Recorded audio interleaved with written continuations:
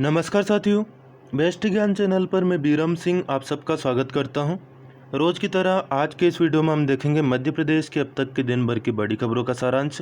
Video में दी गई जानकारी आपको उपयोगी लगे तो प्लीज़ लाइक ज़रूर कर दीजिएगा। शिवराज सिंह चौहान ने किसानों के खाते में 4,688 करोड़ रुपये की राशि सिंगल क्लिक के माध्यम से ट्रांसफ़र कर दी है। मौसम विभाग द्वारा जारी की गई चेतावनी की बात करें तो सबसे पहले देखते हैं पूर्वानुमान। रीवा, शहडोल, जबलपुर और सागर इन संभागों के जिलों में अनेक स्थानों पर बारिश अगले 24 घंटे के दौरान हो सकती है। 21 सितंबर 2020 की सुबह तक यह पूर्वानुमान वैध है। इसके अलावा इंदौर, उज्जैन, होशंगाबाद और भोपाल संभाग में जो जिले आते हैं यहाँ पर कुछ स्थानों पर वर्षा हो सकती है या गरज चमक के साथ बौछारें गिर सकती है। ग्वालियर और चंबल संभागों के जिलों में मौसम मुख्यतः शुष्क रहेगा।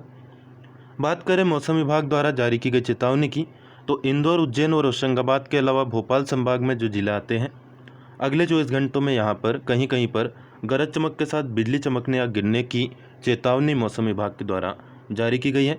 इसके अलावा सागर, जबलपुर, रीवा, सतना, उमरिया इन जिलों में भी बिजली चमकने या गिरने की संभावना बताई गई है, तो सावधानी बरतें और सुरक्षित रहें। बात करें भोपाल और उसके आसपास के मौसम पूर्वानुमान की। भोपाल और उसके आसपास 21 सितंबर 2020 की सुबह तक आकाश में आंशिक रूप से बादल छाए रहेंगे। भोपाल शहर के कुछ हिस्सों में गरज चमक के साथ वर्षा हो सकती है। 18 किलोमीटर प्रति घंटा की रफ्तार से हवाएं चलने की आशंका है। 33 डिग्री सेल्सियस अधिकतम तापमान जबकि न्यूनतम 24 डिग्री सेल्सियस तक रह सकता है। सशक्त महिलाएं, सशक्त मध्य प्रदेश क्रेडिट कैंप कार्यक्रम हाल ही में मुख्यमंत्री ने इसमें भाग लिया।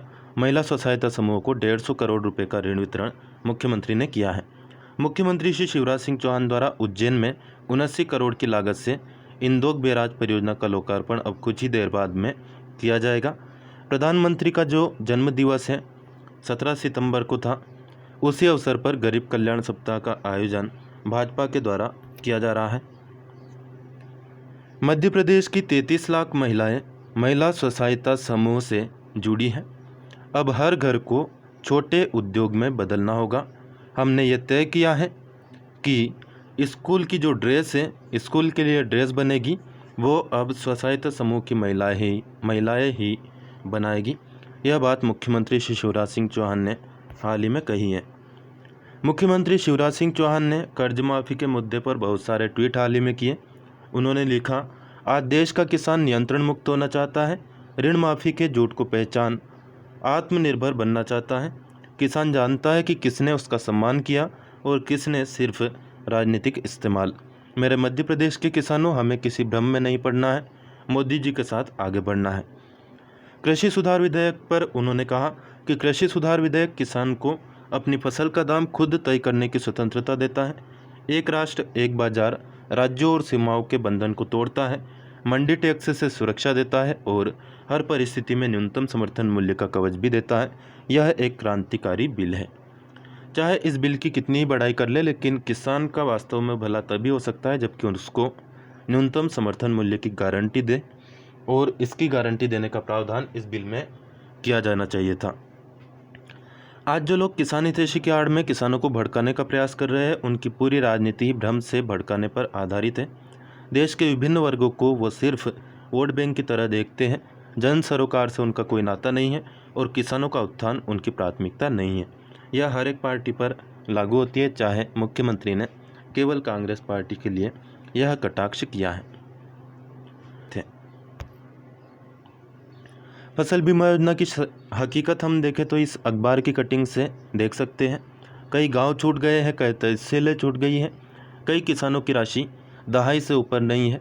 10-10, 11-11 रुपये भी किसानों के खाते में आए हैं, जो कि एक प्रकार का भद्दा मजाक कहा जा सकता है। 21 सितंबर को भारतीय किसान संघ की आपात बैठक इस मामले पर होगी। पूर्व मंत्री सचिन यादव का किसान कर्ज माफ़ी फसल बीमा के मुद्दे पर कहना है कि बीमा राशि उम्मीद थी, लेकिन भाजपा सरकार ने उसमें भी ऋण वसूली के आदेश दे दिए हैं, जिस वजह से किसानों के लिए कोई फ़ायदा नहीं मिलेगा।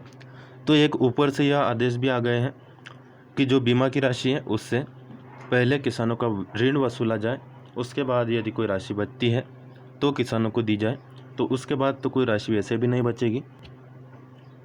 सुर्खी सीट से पूर्व बीजेपी विधायक श्रीमती पारुल साहू जी ने प्रदेश अध्यक्ष कमलनाथ जी की मौजूदगी में कांग्रेस की सदस्यता ग्रहण की।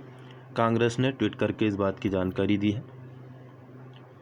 अब बात कर लेते हैं दोस्तों, किसानों के लिए जो सबसे ज़्यादा काम की चीज़ है, कृषि विधेयक हाल ही में लोकसभा में पारित हुए हैं।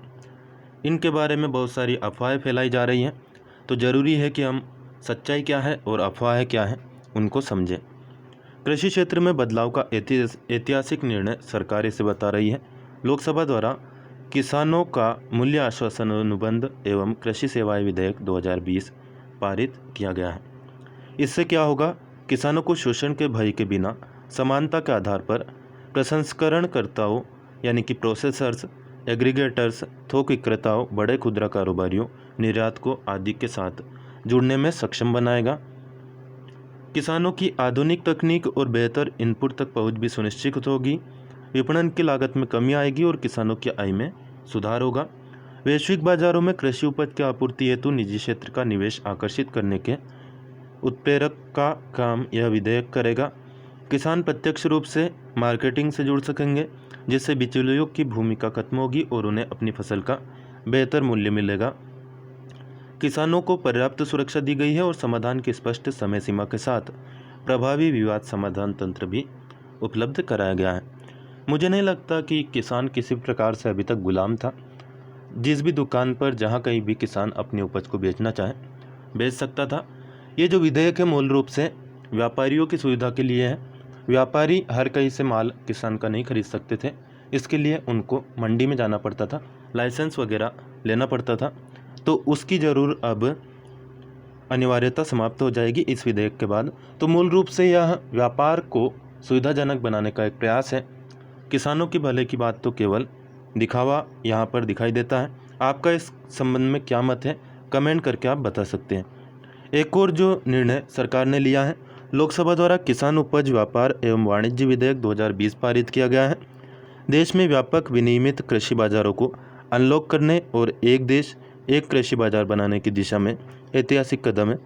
यहाँ पर बड़ा प्रचार सरकार के द्वारा यह किया जा रहा है कि मध्य प्रदेश का किसान अब गुजरात या महाराष्ट्र में अपना अनाज ले जा सकेगा।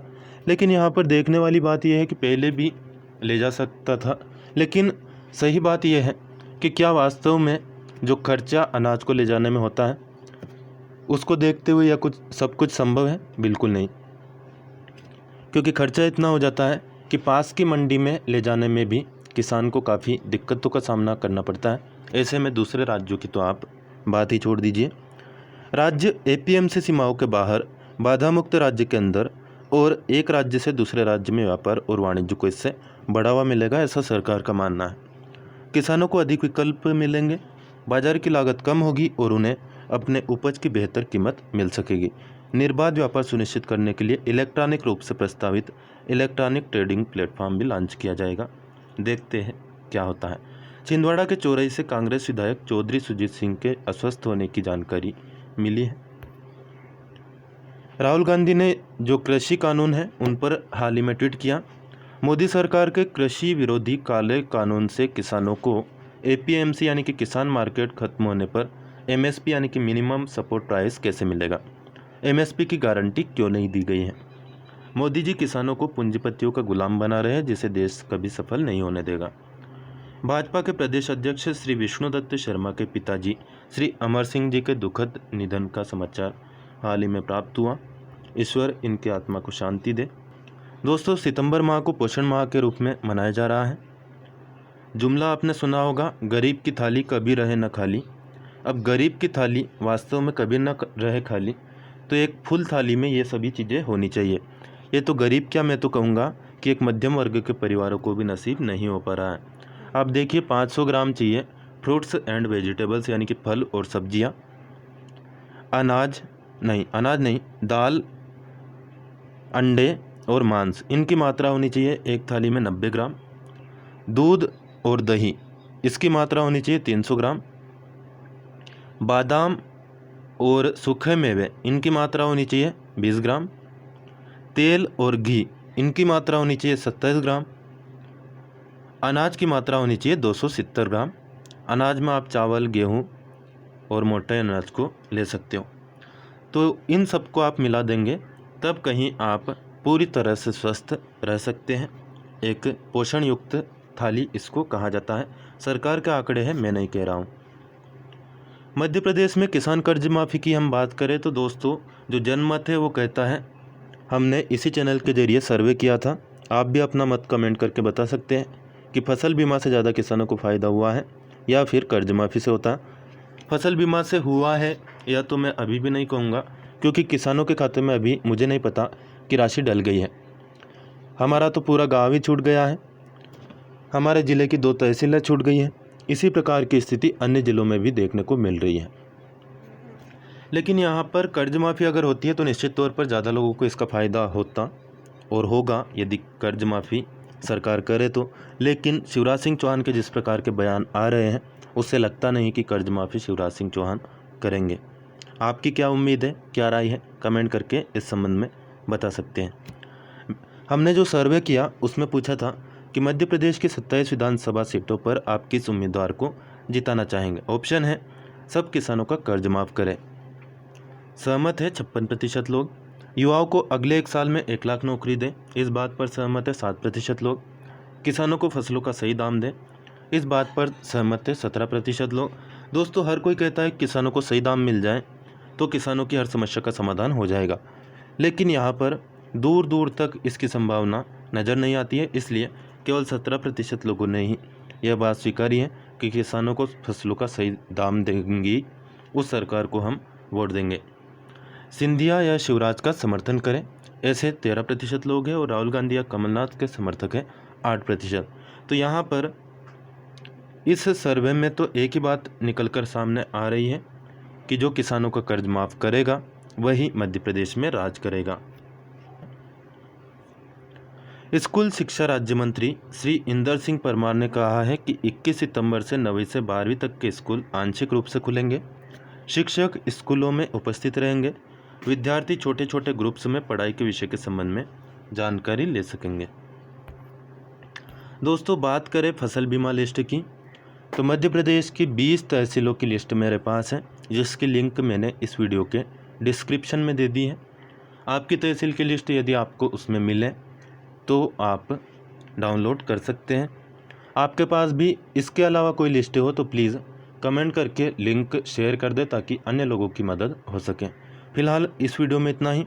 वीडियो में दी गई जानकारी आपको उपयोगी लगे तो प्लीज़ लाइक ज़रूर कर दीजिएगा। अन्य दोस्तों को भी शेयर कर सकते हैं। इस चैनल को सब्सक्राइब ना किया हो तो सब्सक्राइब कर लीजिए और सब्सक्राइब कर चुके हो तो बेल आइकन यानी कि घंटी का बटन ज़रूर प्रेस कर देना। यहाँ पर कुछ लोगों की नाराज़गी हो सकती है कि केवल 20 लोगों की लिस्ट क्यों, तो यहाँ पर आपसे निवेदन रहेगा कि सरकार ने ऐसी कोई लिस्ट डाली नहीं है। हमने अपने सूत्रों के माध्यम से यह लिस्ट प्राप्त की है, व्हाट्सएप ग्रुप्स के जरिए प्राप्त हुई है या फिर सोशल मीडिया के जरिए प्राप्त हुई है या फिर सरकारी कर्मचारियों या बैंकों के जरिए ये लिस्ट प्राप्त की गई है। सार्वजनिक रूप से सरकार ने यह लिस्टें अभी तक दी नहीं है जो कि दी जानी चाहिए थी। इसलिए यदि सरकार की ओर से ऐसी कोई साइट बनाई जाती है या फिर किसी साइट पर यह लिस्ट डाली जाती है तो यकीन करिए कि सबसे पहले जानकारी आपको ही मिलेगी। फिलहाल इस वीडियो में इतना ही। धन्यवाद। जय हिंद, जय भारत।